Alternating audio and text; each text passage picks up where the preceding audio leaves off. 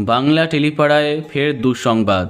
একের পর এক খারাপ খবরে এমনিতেই মন ভারাক্রান্ত দর্শকের। তার মাঝে গত সোমবার থেকে অবস্থার অবনতি হতে আরম্ভ করে টেলি অভিনেতা সুদীপ সরকারের।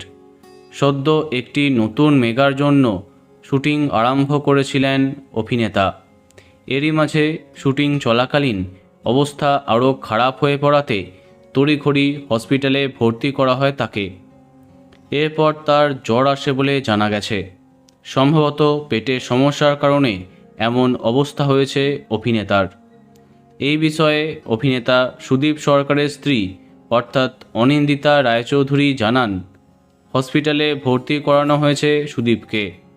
পর্যবেক্ষণের জন্য চিকিৎসকরা তাকে হসপিটালেই রেখেছেন। তবে আগের থেকে বেশ কিছুটা ভালো আছেন অভিনেতা। তবে এখনও বেশ কিছু পরীক্ষার রিপোর্ট আসা বাকি। তারপরেই জানা যাবে কেন এমন হলো তার সাথে। তবে অনিন্দিতার অনুমান, ফুড পয়জনিং থেকে এমন অবস্থা হয়েছে তার। বলা বাহুল্য, বর্তমানে বাংলা টেলিভিশনে অন্যতম জনপ্রিয় খলনায়ক তিনি। তার এমন খবরে মন খারাপ অনেক দর্শকের।